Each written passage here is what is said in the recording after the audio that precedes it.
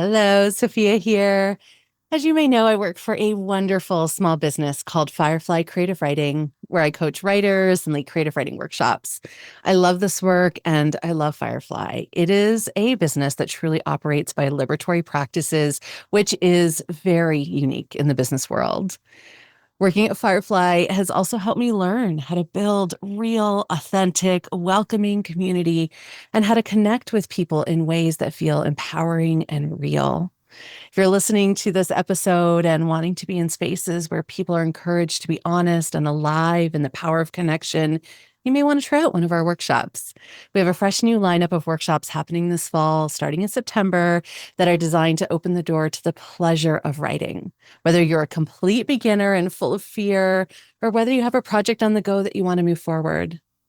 These are cozy workshops, 6 to 8 people max, and most are online. But if you're in Toronto, we have a few in person too. I'm personally running some of these workshops, so come hang out with me or see what my amazing colleagues are up to. Seriously, everyone on this team is so skillful and open-hearted. Any workshop you choose will be amazing. And I'm so happy to be able to gift to you $50 off the workshop with the code FATJOY.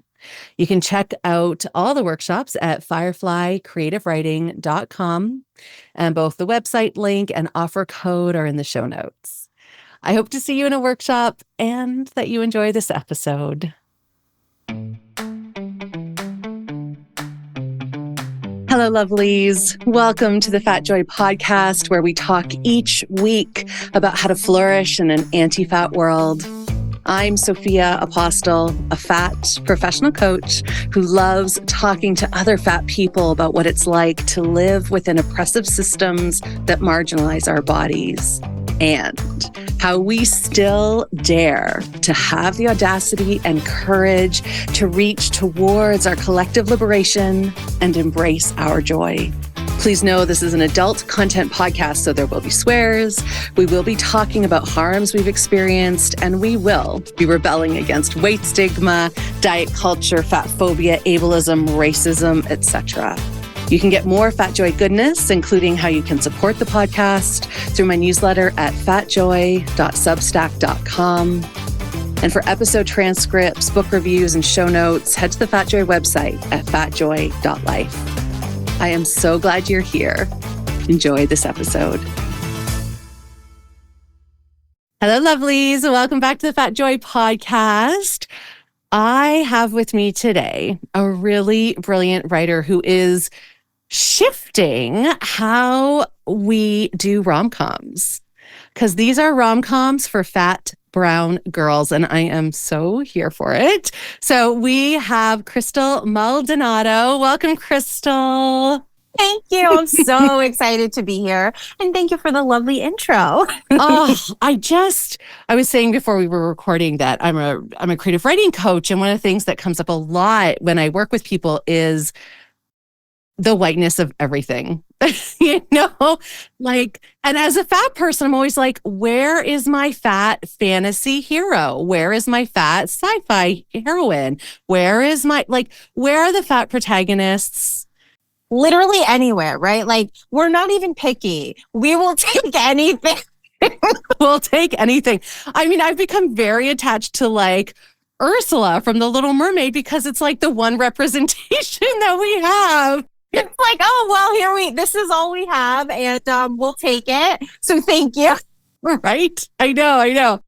Oh my gosh, we're going to so get into that because I think this is such an important part of the work that you're doing. And just, this idea of, and I don't know if you were, I imagine you were quite a big reader as a kid, but just that thought that as like a young adult, I could have been reading stories with characters that looked like me, felt like me, experienced life the way I did, I think would have been so transformative. And there's a part of my inner child that is so sad that was never there.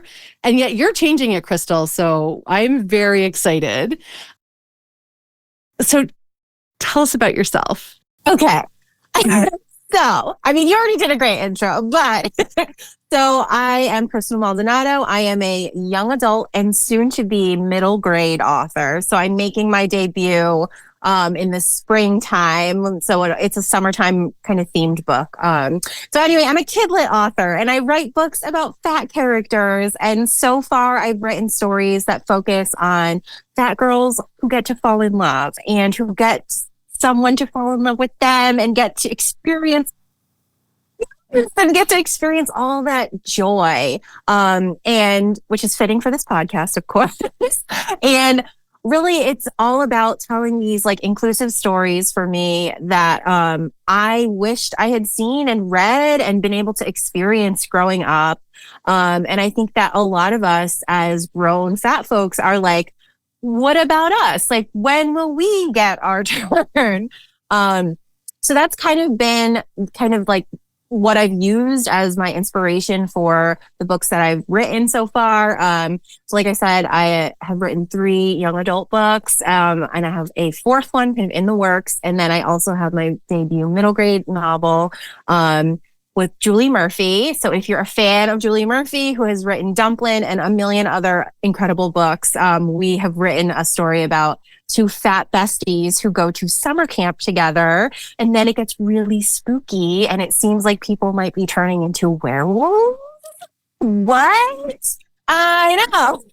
All right, I just need you to know how I am so filled. I imagine people listening to you are so filled with like extreme excitement to the point where I want to weep because I'm so happy that this is like existing in the world.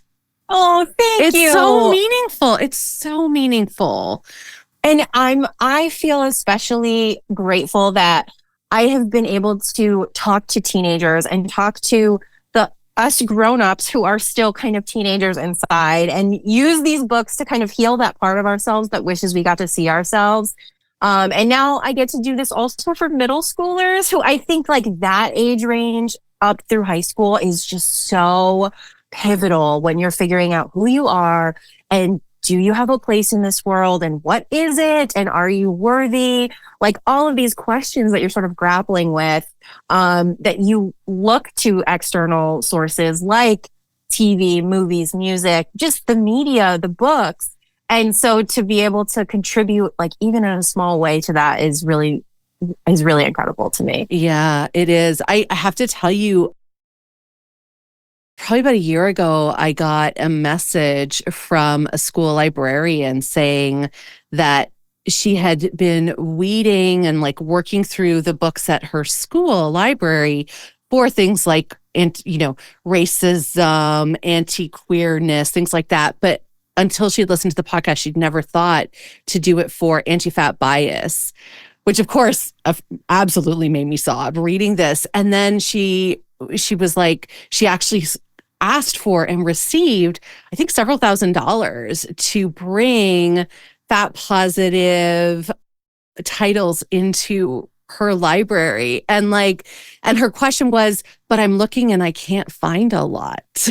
I was like, oh, I'm pretty sure I sent her your stuff because I did some searching too. And oh, you're so sweet. Thank you. Because it was like, oh yeah, this. And so when you talk about now bringing in middle grade, like it has to be written and maybe we should talk about this too at some point. Also, it also has to be published, and publishing is so filled with gatekeeping. It is like, so even getting the book published so that it can be brought into the library so that kids can actually see it. It's like this whole domino effect that sometimes feels really impossible for especially racialized marginalized identity authors and content.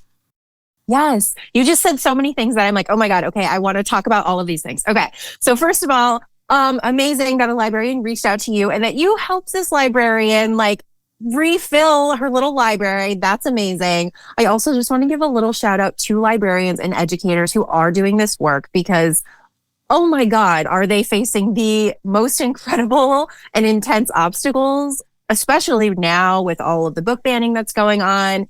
But I think there's this, kids need to be able to see themselves in those classrooms and in the libraries. So it's not just about getting the book, as you said, published and in a bookstore, but also in a place where those kids are every day, right? And so they get to just feel like, oh, I'm part of this conversation and my existence matters. And so that to me is only possible with, librarians and educators who are seeking these things out and purposely adding them to their classroom libraries or their school libraries, which can be tough, especially when, like you said, there aren't that many books to choose from in the first place. Yeah, it is interesting.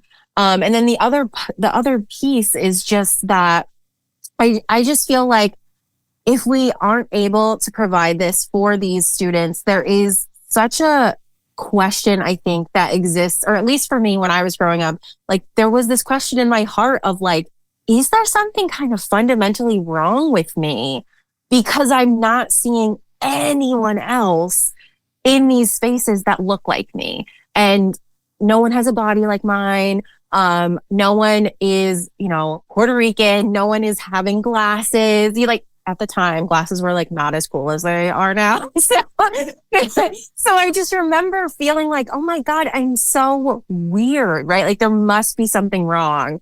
And I think obviously that's not true, but as a kid, you don't know that. And you're starting to develop your self-esteem and like figure out where you fit in. And so if you don't see yourself, God, that is just so lonely. I know. It's so true. It's so true. And then I feel like, because that definitely was my experience as a kid, as like, I was like a huge reader, would read, I don't know, probably like 5 books a week. Like I was really into reading. I was super dorky. I was so adorable. I had like glasses strings and like headbands. I had I was adorable. Oh, I bet you were just the cutest. Oh my God. I really was. No one realized just how adorable my dorkiness was, and my little nerd self. But I love her looking back on those photos so much. But like, I feel like what happened because there was no representation is, yes, absolutely, like that messaging of there must be something wrong with me. And then the way that colluded with diet culture, which was, yes, there is something wrong with you, get skinny, and then the boys will love you, which was kind of the very heteronormative kind of environment that I grew up in. But yeah. Yes. And then there's this other piece too. Like you brought up such a good point, because not only are you questioning yourself, then there is this society that's like, hey, diet culture is super cool. And here's why you should get smaller. And you're like, okay, I guess if this is like what I'm supposed to do. But then I feel like you still see so much just casual fat phobia in media, and especially older media, but honestly, even now, like where the bodies are just considered fat bodies are just considered the butt of a joke. It's okay to shame people for like how they eat or what they eat. And we're still fine with talking about like healthy foods, unhealthy food, like all of these things that compound. So now you're like, okay, I don't see myself. The diet culture is raining down on me and my body and existence is being made fun of. So what do you do with that? Right. Except give in, right? Like how I think we all have. And I think it's impossible not to feel that way unless there is someone like in your life, or you find a book, or you find some community or something where it tells you like, oh no, you're totally fine. You're actually great. And here's why you don't have to change your body. Yeah, it's so true. It's so true. Well, and that leads perfectly into your relationship to the word fat, your journey with the word fat. I'm so curious about how that evolution led to you spotlighting fatness as, the opposite of what we just described as what diet culture does. So yeah, what was that like? What was that evolution like for you? It was a really slow and quiet process for me. So I am a very internal person. I am kind of shy by nature, and I learned a lot of, about dieting and about how having a fat body was bad from my family and the house we were living in, because they were getting those same messages about their body. So even though we were all, a family of fat folks, we were all perpetually, chasing thinness in whatever way we could. And fat was the ultimate insult, right? Like no one in my family wanted to call, no one called themselves fat. No one even really referred to their bodies in any kind of way, except for these offhanded comments that were horrible. Just like, oh, I shouldn't be eating this, or, I don't deserve to be in a bathing suit. Like, I had family members who just stopped wearing short sleeve clothes and would never be seen in public for those, just because they were so ashamed of their body. And I don't fault them for that, because that was the narrative. That was that was what society was telling us. And so my, I guess, resistance came about kind of online, right? Like, so I was one of those girls who back in the day had a live journal when that was a thing. Yeah, me too. Shout out to Live Journal. Making friends on live journal. And I don't know how, but I stumbled across this community called Fashionista. And so these community, like, I don't know how to describe, they're almost like Reddit subreddits now is probably what the best equivalent would be. But it was just this community of folks who called themselves fat, which I was like, what? People calling themselves fat and they don't mean it in a negative way. And they were just showing off their cute little outfits. And they were just like, I got this dress at Torrid, or I got this top at Fashion Bug. God, remember Fashion Bug? And just different cute outfits, men, women, non-binary folks, like everyone, trans folks, like everyone kind of had a place here as long as your body was fat. And I was the ultimate lurker. I just looked. I was just like, oh my God, this is amazing. But it felt like something exploded in my brain, because suddenly I was seeing people who had bodies that looked like me. I was thinking about how great they looked. And that was like confusing, because I was like, oh, I thought I wasn't supposed to think my body looked good, right? And so why am I thinking these other people look good? This is so confusing. And so it was through that and talking about things like fat activism, which I didn't know was a thing or a term, that I started to sort of get comfortable with the word fat, but never enough to say it out loud, right? So I'm just like, okay, I'm a quiet little lurker. And then eventually I switched over to Tumblr.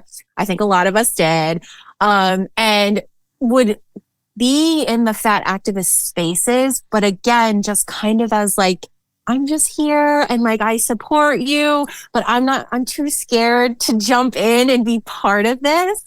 And I don't think, get brave enough to actually call myself fat until I had my first book and I was brainstorming titles. So the original title of my first book, which is now called Fat Chance Charlie Vega. So you cannot escape the word fat. Like, it is right there.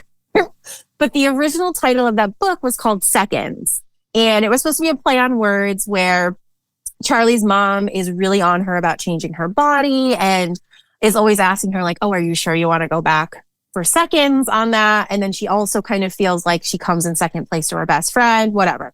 So that was the original title. And we kind of hated it. Like, I didn't love it. And then my publishing team was like, it would be really hard to market. So like, let's brainstorm something else. And I kept coming back to like, wouldn't it be so freeing to have a title that just tells you what you're getting into immediately and then makes me, like, forces me to be comfortable saying fat, calling myself fat, and being vulnerable in that way. And so we came up with a bunch of different versions, and then Fat Chance Charlie Vega was the one that stuck. And it felt so liberating. And now, because I had this book, suddenly I was like, okay, I'm going to do it. Like, I'm just going to call myself fat. I'm going to be a fat girl. And like, I'm going to find my fat community.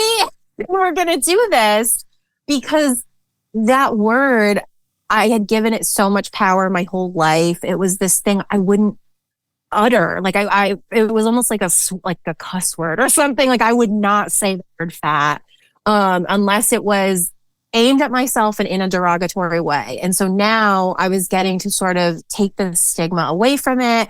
I was turning it into something great, something neutral even, right? Like I would have, and something that just described my body. And I think for a lot of us, taking that word back and reclaiming it feels like a really powerful moment, because here is this term that has been weaponized against us forever. And now it's ours, right? Like, it's mine. It's yours. Right. Well, and I think it's so beautiful how before you could say it, you wrote it.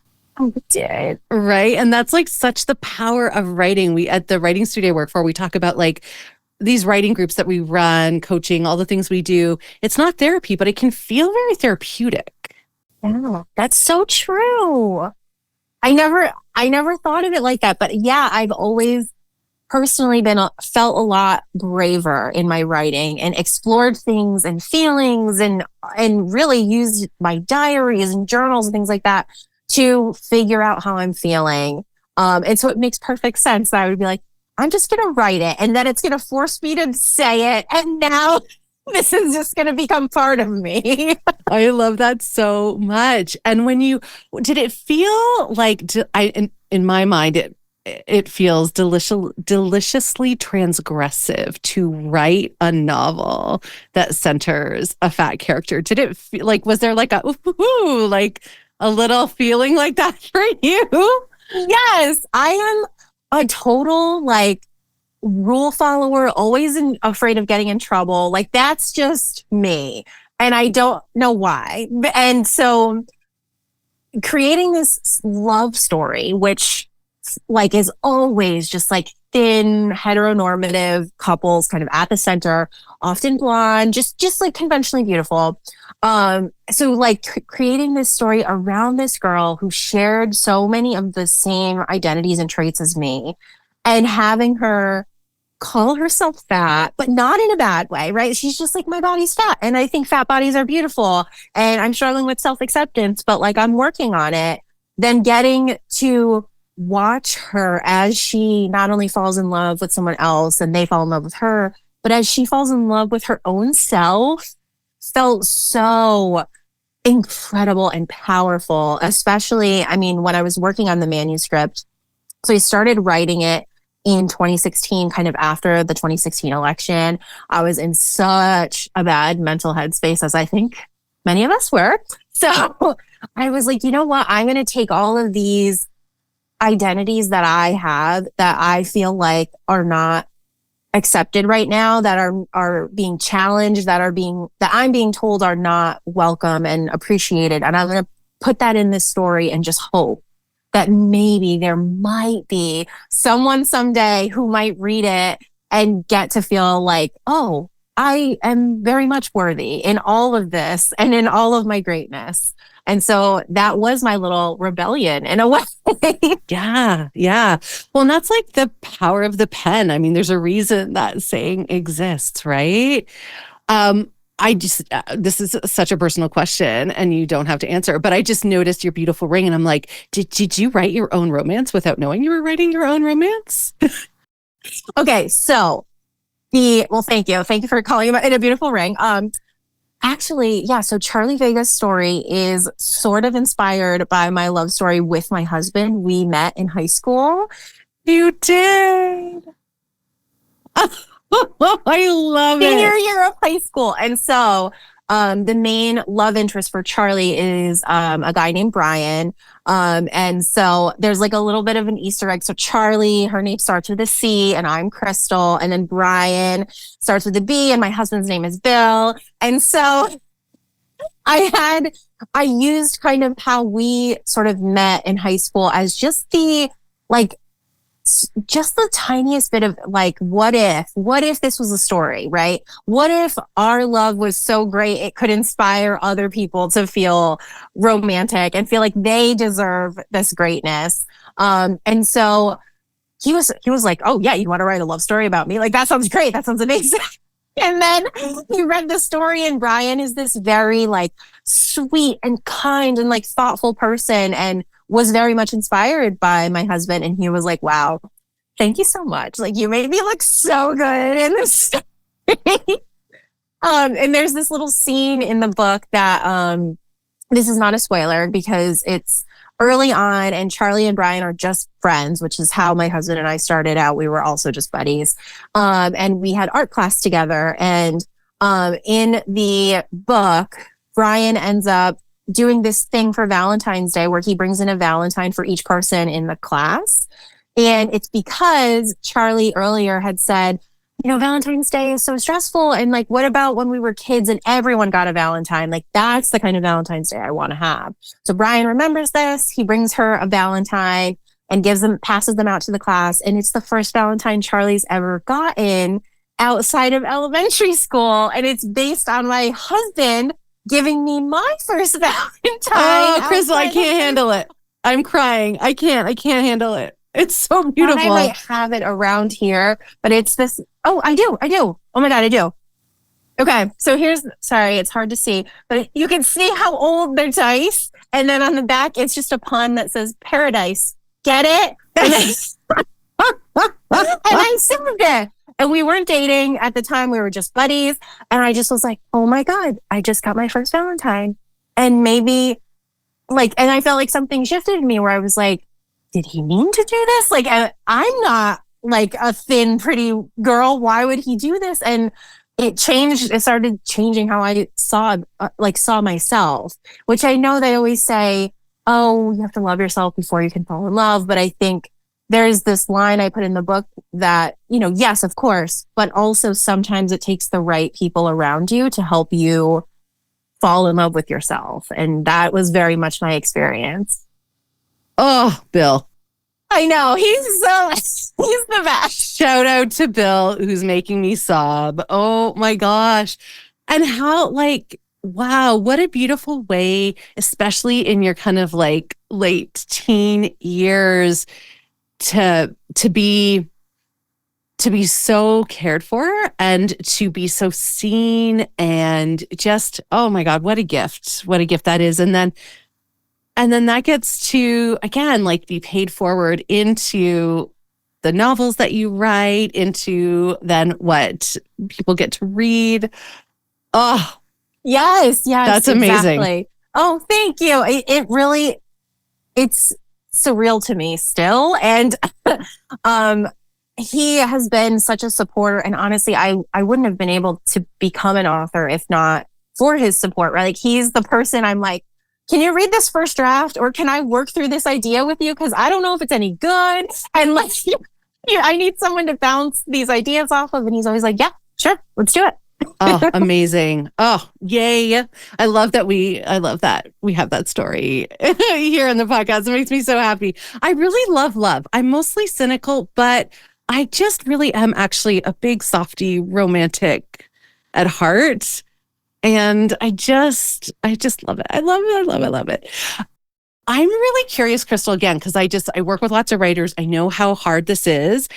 How did you get your publisher to publish a rom-com about a fat brown girl? Because it's really what I've heard from different writers and of different, marginalized identities is that a lot of publishers right now will say things like, we've already done 2 books that center fatness, so we've hit our quota for the year. It's like, okay, but you published 30 of, so there's these weird gatekeeping things happening. So what was that journey like for you? How did, I'm just so curious, what happened if it was really hard? And I mean, I'm so grateful it happened, but how? It seems like it shouldn't have.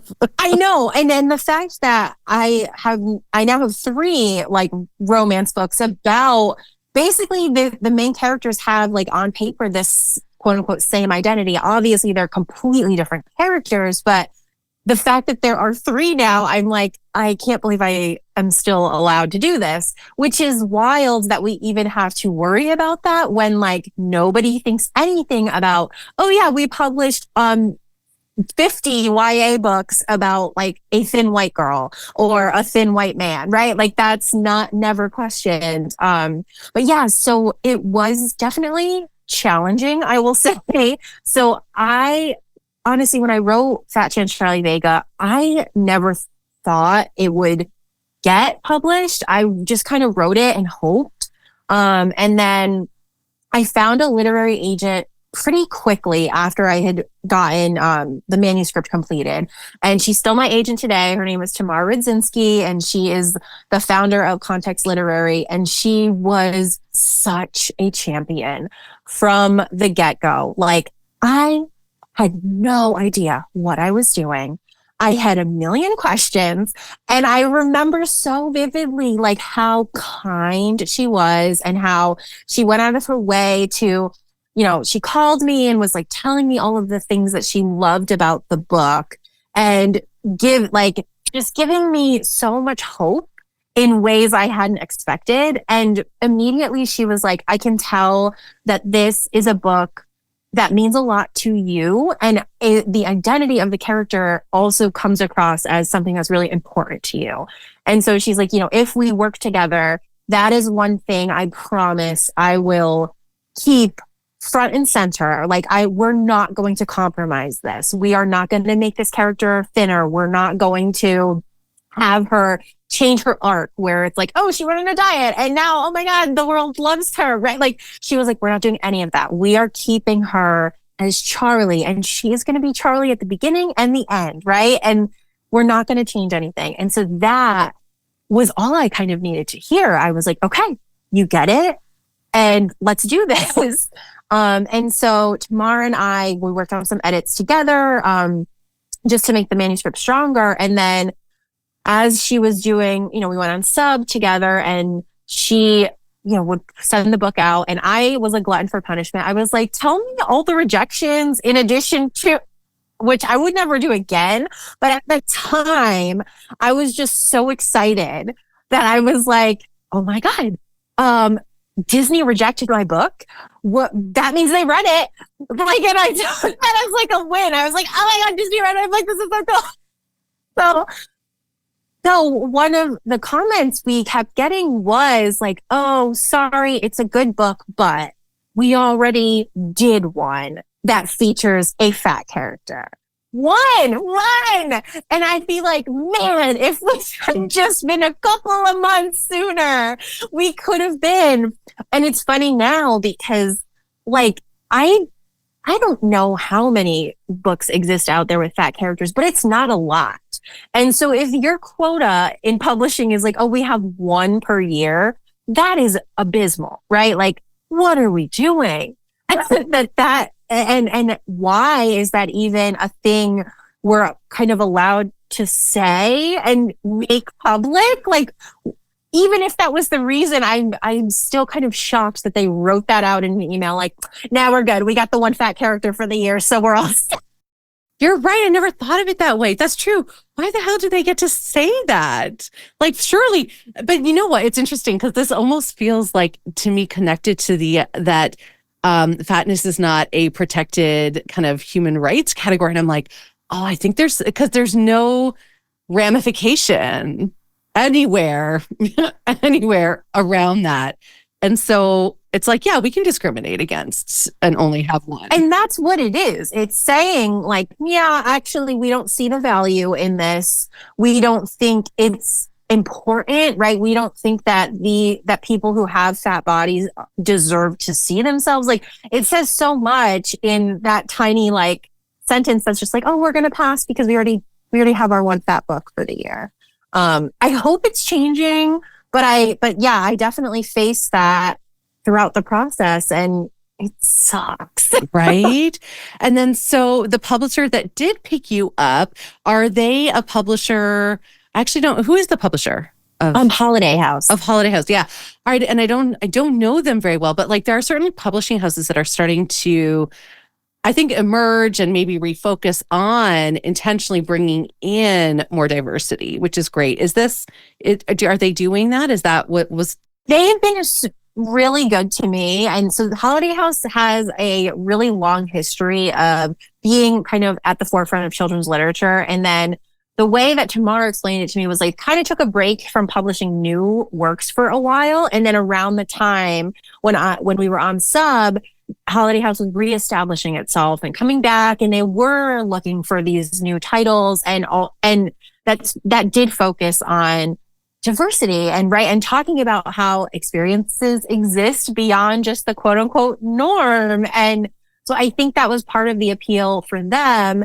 And they treated me with such care and like tenderness and making sure that this story was like well received, right? And that like, I mean, we don't talk about like there's also the whole marketing aspect of I was just thinking about that. That's a whole other thing. Yeah. And especially when the character is like tied to you. And so like Fat Chance Charlie, none of my books are autobiographical. However, I mean, we're writers, right? We take parts of our lives and we put them in. I just said, oh yeah, Brian's like based on my husband. So they were really good about making sure that I felt supported and that I like wouldn't have to answer questions about fatness or diets or whatever that I wasn't comfortable with. And when that happened, because it did, like when you're out there and you're talking to journalists, I had some people who wouldn't say the title Fat Chance Charlie Vega because I had the word fat. No. What did they'd be like, your book about Charlie Vega. Come on, people. They'd call her, you know, a plus size character, which is, it's fine, but like it says fat right in the title and like she calls herself fat. And so whatever. But like I had one interviewer who asked like very invasive questions and was like, oh, there's this scene in the book where Charlie's like looking in the mirror and she's thinking all of these bad thoughts about herself.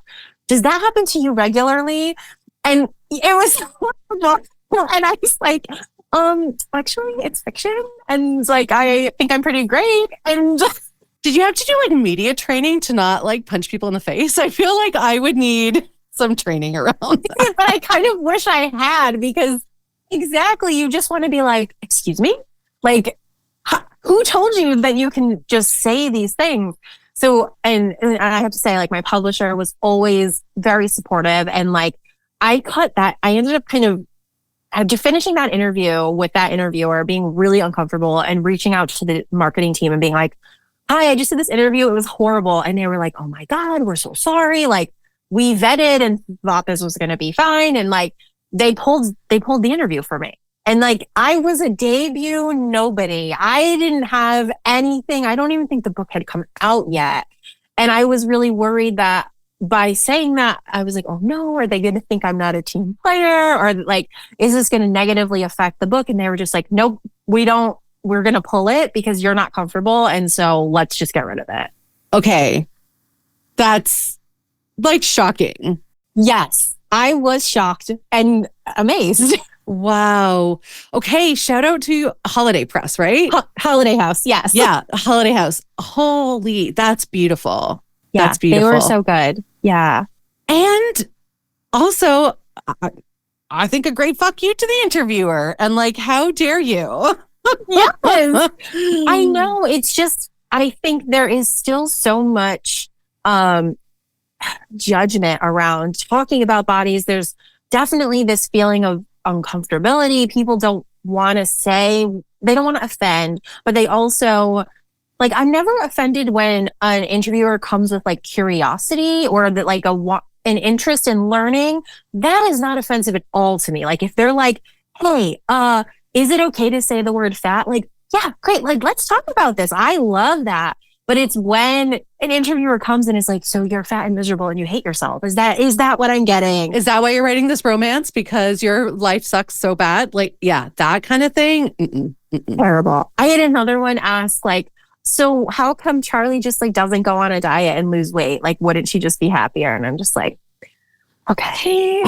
Deep breaths. Uh-huh. Yeah. Like breathe through it. Yeah. Well, and it just shows like how, I mean, as if we need this shown again and again, but like just how pervasive the like diet culture beliefs are embedded in everyone, even in the face of a book like this, which ostensibly they would have read before interviewing you, or at least read like the little jacket, right? Like something. I know, right? Given what you said around the family that you grew up in, really steeped in diet culture, and what was it like for them to have now their daughter, like you as a family member, like like actually using the word fat, like you said, kind of out talking about it. It's in the book. What was that like for the people in your life?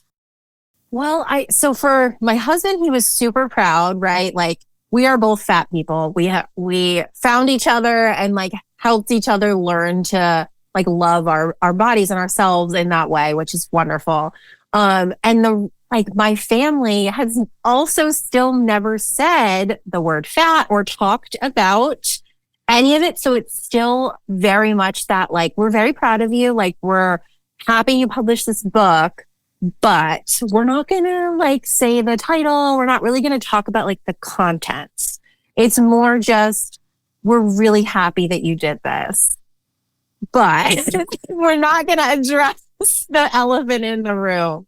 There's like a line for them. Yeah. And I do get it. I know it's very painful, right? Like when you grow up and you have a fat body your whole life, which is everyone in my family. And you just feel like there's no space for you anywhere.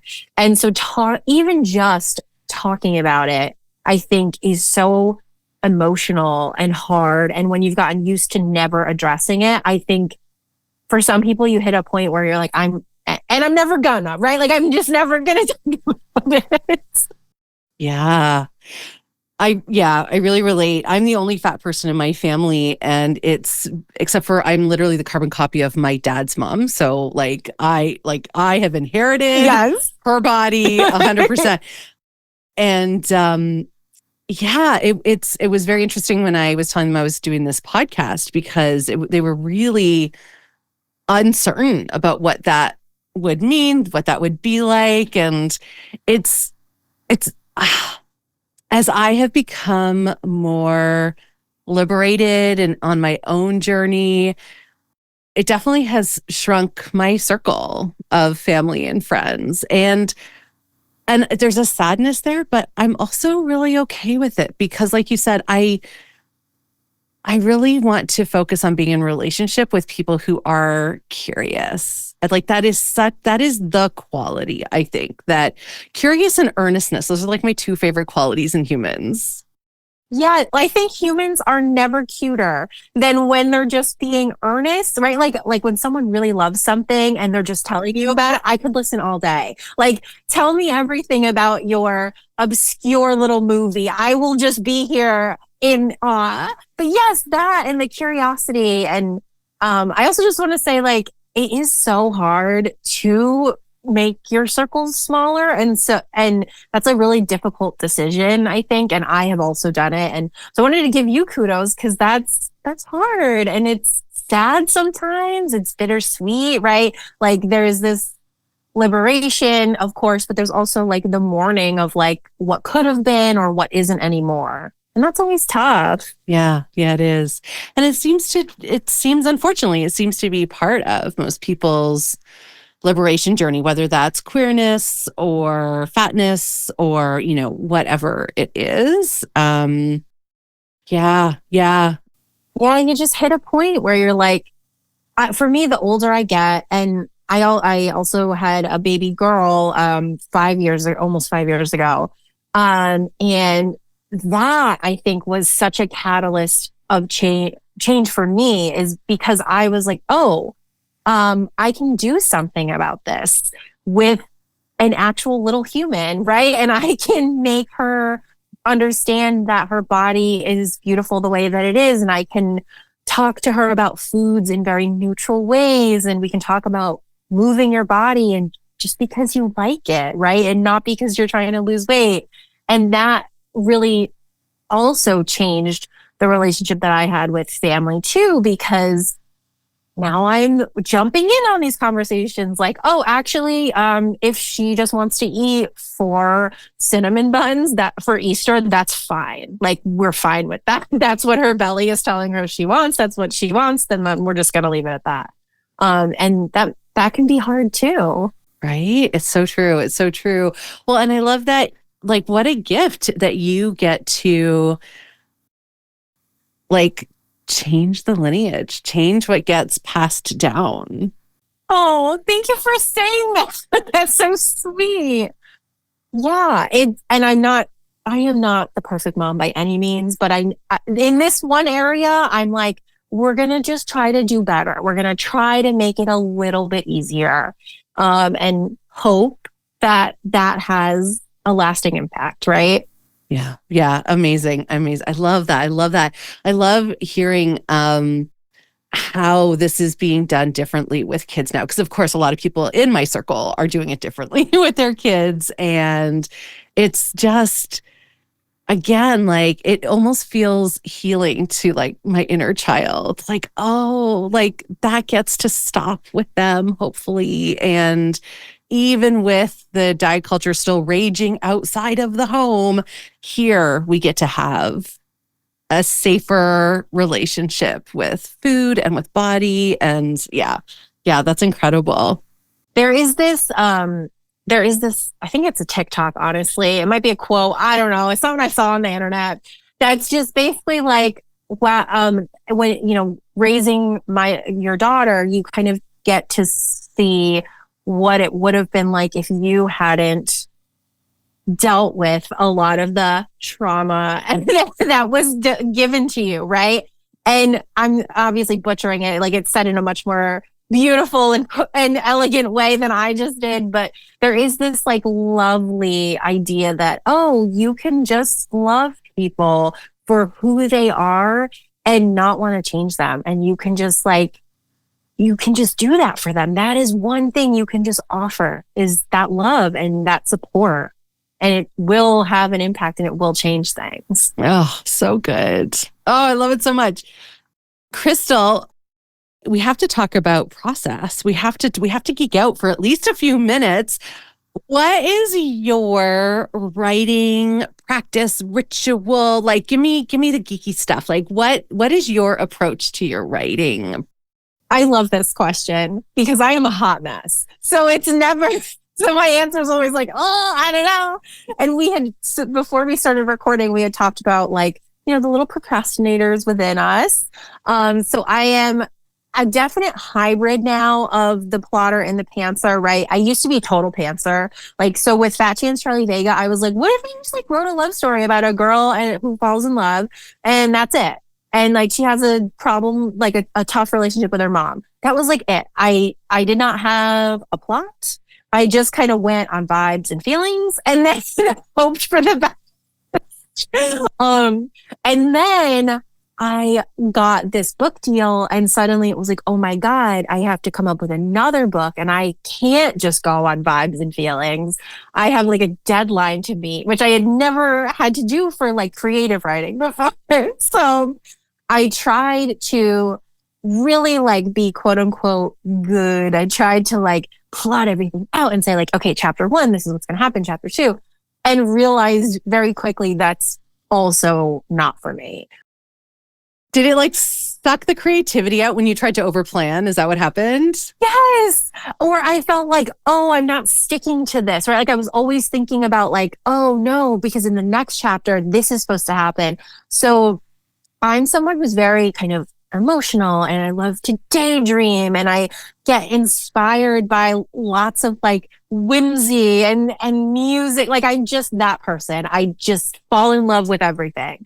And so when I'm writing, I am that author who's like, oh, like what if this character was like a little mischievous right here, right? But I didn't know that going in, or like I'll have a character say something and I'm like, why did I do that? Let's explore. Let's see where this goes. And so when I had the outline, I felt like, oh, I don't get to like do that. And so it took some of the fun out of it. And so now when I wrote my third book, The Fall of Whit Rivera, it's, also about a fat girl and she is type A and she's trying to make this homecoming like the best homecoming ever. And it's fall themed. And she, of course, gets paired up with her ex-boyfriend to plan homecoming. And then obviously they like fall in love with each other. It's great. So, so when I was writing that, I kind of just embraced the whimsy and embraced the daydream. So I had plot points, right? I'm like, this is what's going to happen, sort of. Like, this is kind of the big drama. This is what she's going to be dealing with. I knew that it was going to be a book about polycystic ovarian syndrome and that this was going to be her journey and dealing with kind of like a chronic but invisible illness. And how does that sort of play out? But chapter to chapter, I kind of gave myself room on, where is it going to go? Is it always going to have a perfect, nice little bow to wrap it up? No. Like I just let myself kind of play a little bit and that was nice. But every time I write, I need a good playlist and a little treat, usually. Yes. I cannot write with music. The only noise I can write with is coffee shop hum. But so many brilliant writers that I admire and love they create playlists and like depending on the kind of scene they're writing, they'll listen to the music score of Star Wars to get into like the triumph mood. And I'm like, oh, I can't do that. All I can do is agonize in silence. Like it's so not cool. I really wish. Okay, but there is something amazing in that too. Like, I don't think I could write in just silence. I do love the coffee shop though. Like, I love the kind of ambient noises. But like, I have albums where I'll listen to it because that's just what I was listening to when I was writing a song. Like, and that it brings it back. So when I was writing my second book, No Filter and Other Lies, I was just listening to Beyonce's Lion King album. So like the soundtrack to that, so good. And so every time I listen to that, I'm like, oh, it takes me back to writing that book, which is fun. Movie soundtracks are good for that. Like that's so good, especially if they don't have the words, but they have the motion and the mood. Yes, exactly. Thank you. I love hearing how other people find their way. I really hate there's this whole rhetoric in writing around like, just ass in seat. Like you just sit and you do it. And I'm like, who's that disciplined? Like certainly not many people me. I know. Yeah. I know. And it's like, I get nervous when people ask me for advice because I'm like, I don't actually know anything. And I truly think it's so individual. Like, I don't know. I got inspiration for my fall book because one day I was sitting in a parking lot and it was raining and I had pumpkin spice coffee and I was like, I wish I could write a book that feels like this. And then I was like, oh, I'm going to try. Right. Like, so it's a mess. I am a mess. And I think like creative people kind of are like most of us, what inspires us is just what inspires us. We don't know when the idea is going to strike. We don't know when we're going to feel like writing or painting or whatever it is. And so you just kind of have to figure out how to embrace it in the best way for you and not for anyone else. Right. And I think that's the hard part is that we kind of have to experiment to figure out. And I don't know if you find this, but I find like something that works for me works for a little bit and then it suddenly just stops working. I'm like, oh no, okay. Now I've got to like, oh no, am I broken? Right? A new version. Okay, what could like replicate this? And yeah, it's this really kind of magical, mystical thing that happens. And I think it requires so much trust in like not only ourselves, but in whatever's wanting to flow from us and through us. And that it's in itself is just pretty, I think, such a miracle that we get to be channels like that. I know, like the way you put that, it's just so beautiful. Yes. Like how are little humans able to just be like, I'm going to create something beautiful? What? How? Amazing. Do you find that like sometimes like it also varies for you project to project how you're going to work? Like, and sometimes for me, like, oh, if I'm writing, even like if I'm writing, let's say a speech for like my day job, I work in marketing versus like a creative thing. Like, oh, I can't write a speech while I'm like listening to fun music or something, you know, like for some reason it's just not working. And yeah, so weird. I find that too. And that's also part of the challenge is like, okay, what is it that I'm sitting down to do? How do I do this? And yeah, it's very mysterious to me, but I think we can find it. We just have to be really, I feel like we have to be so open to the experiment of it all and just lean in and trust. That's exactly it. Like, and not beat ourselves up when we try something and it doesn't work, right? because you'll read or you'll hear all of these absolutisms where it's like, you have to write 1,000 words a day. You have to write every day. You have to do the same thing every single time, whatever. And you try it, sure. But if it's not working, don't force it. Like, just move on to the next thing. Move on. Yeah. Yeah. I want to ask another personal question. Again, you don't have to answer, but I'm always fascinated by the character of our inner critic. I do a whole workshop called Getting Out of Our Own Way, which is all about like getting to know our inner critic. What is your inner critic's motto? Like, what does it say to you? Oh, my inner critic. What is my inner critic's motto? Well, I have to say, I am a perfectionist, and I think my inner critic is always yelling at me for not doing things perfectly the first time and for not embracing, like, so there's that piece, but then there's also I don't want to be bad at anything. And so sometimes it means I won't even try because I'm worried, I won't be perfect the first time I ice skate, so I'm not going to try ice skating. And I think that's another thing I've had to confront once I sort of became a parent is like, oh, you actually want to encourage your kid to like do stuff and be bad at it. And then I was like, oh no, that means I have to do stuff and be bad at it. No fair. No fair. I don't want to learn and grow anymore. I've done my learning. Yes. Right? That's my inner critic though, is just like perpetually afraid of not doing enough or not being seen as good enough by other people, which has been a lifelong battle of pushing against that little critic. Yeah, absolutely. Yeah. Thanks for sharing that. I know from working with writers that we all think our own inner critic voices, surely no one else hears it this way. And it's like, oh, no, we all pretty much have the same. Yeah. Oh, we're so predictable. Oh, I know, right? I agree. So Crystal, I want to talk about joy. I always come at the end of the podcast to joy. What do you think joy is? Oh, what is joy? To me, yeah, I guess to me, I feel like joy is just those moments that reaffirm kind of why we're here and like our existence, like those feelings that don't have to be big. They can be very teeny tiny. Like for me, joy is like, oh, it's a beautiful sunny day and it's the perfect temperature and the breeze is just like blowing your hair, right? And you just, for a second, you're just like, whoa, like I'm here and I'm alive and I'm amazing. And like, I can't believe all of these things sort of converged to get me to this moment. And I do find that the more I sort of let myself be free to explore failure, to be okay with that, to like embrace my body, all of those things contribute to these feelings of joy and let me find the joy in all of these like tiny, tiny moments.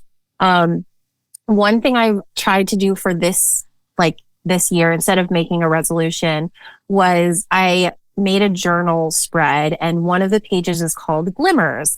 And so I don't know if have you heard of this term?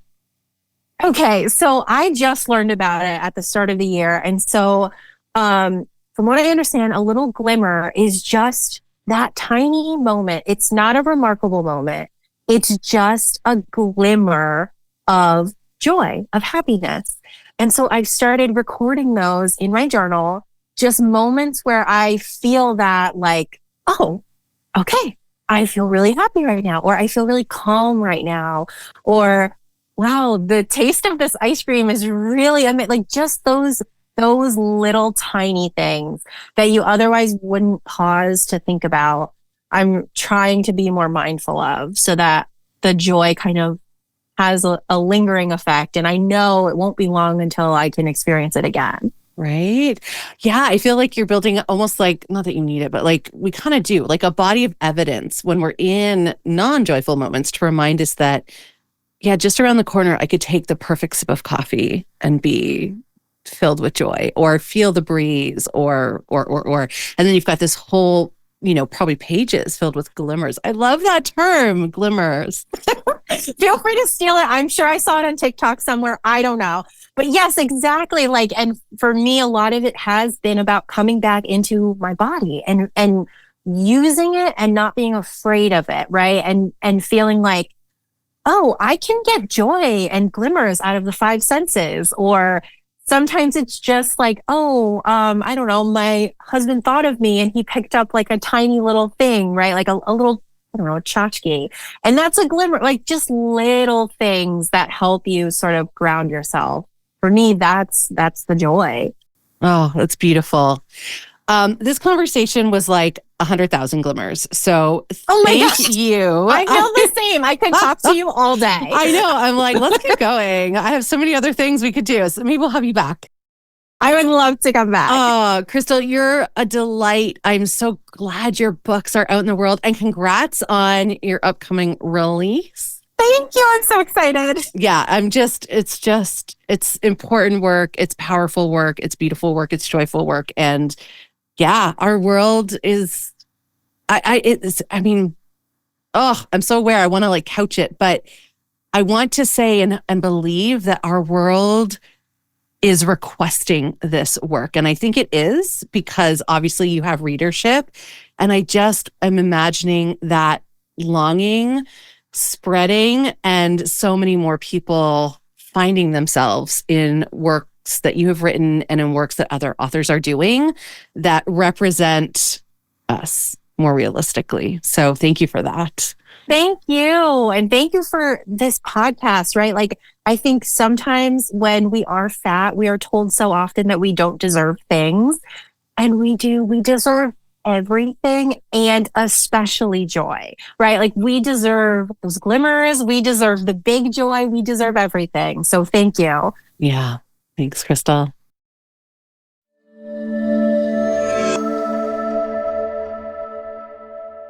Before we go, I'd like to read a poem, because poetry can reach our hearts in a different way. Poems can have us feel in a different way. And that's what this podcast is all about. Expanding our hearts, deepening our empathy, and inviting in joy. So each week, you get a new poem.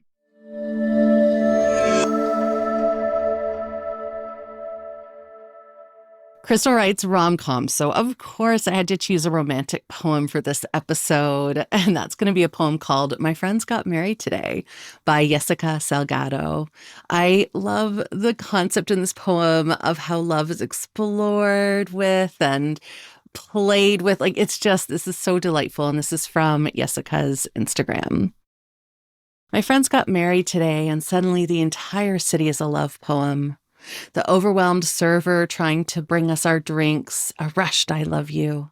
The drizzling sky, thousands of timid I love yous. The homies laughing like schoolboys, the most tender I love you I know. The tremble in the bride's twin sister's voice, and I love you from the womb. The groom and bride and the million secret I love yous, they vibrate to each other in a crowded room. Thank you for joining me today. My hope is that you're feeling a little less alone and a little more seen. So until the next episode, you can find me on Instagram at fatjoy.life, on YouTube at youtube.com/@fatjoy, and on Substack at fatjoy.substack.com. And please do check out the episode notes for how you can connect with my amazing guest and for the links to the poem. All right, lovely. I am sending you off with my best wishes for an abundantly fat joy day, and we'll talk again soon.